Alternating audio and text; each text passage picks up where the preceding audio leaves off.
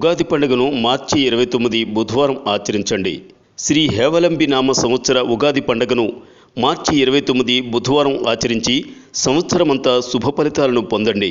28 మార్చి మంగళవారం అమావాస్య ఉదయం 8:30 వరకు ఉన్నందున అమావాస్యతో కూడిన చైత్ర శుద్ధ పాడ్యమి సంధి ఘడియలతో కూడుకున్న మంగళవారం ఉగాది పండుగను ఆచరించడం వలన ఆ సంవత్సరం అంతా చెడు ఫలితాలను అనుభవించాల్సి వస్తుంది.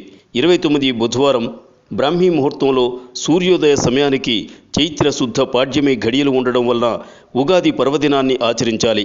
శృంగేరి పీఠం మరియు ఉత్తరాది మఠపీఠం, తిరుమల తిరుపతి దేవస్థానములు మరియు శ్రీశైల దేవస్థానం, పూర్వ సిద్ధాంత పంచాంగకర్తలు, ఉభయ తెలుగు రాష్ట్రాల్లో అనేక దేవాలయాల్లో ఇరు రాష్ట్ర ప్రభుత్వాలు దేశ క్షేమం, రాష్ట్రాల క్షేమాన్ని దృష్టిలో ఉంచుకుని సకాల వర్షాలతో పాడి పంటలతో సుభిక్షంగా ఉండాలని బ్రాహ్మీ ముహూర్తం, సూర్యోదయ, అరుణోదయ ముహూర్తంలోని పాడ్యమిని గుర్తించి ఉగాది పండుగను పంచాంగ శ్రవణాన్ని 29 బుధవారం ఉగాది పండుగను ఆచరించడం లోకక్షేమానికి మంచిది.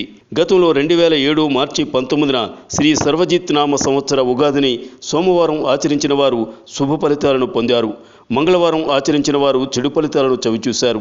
మంగళవారం ఉగాది పండుగను అనేక మంది చేసుకోలేదు.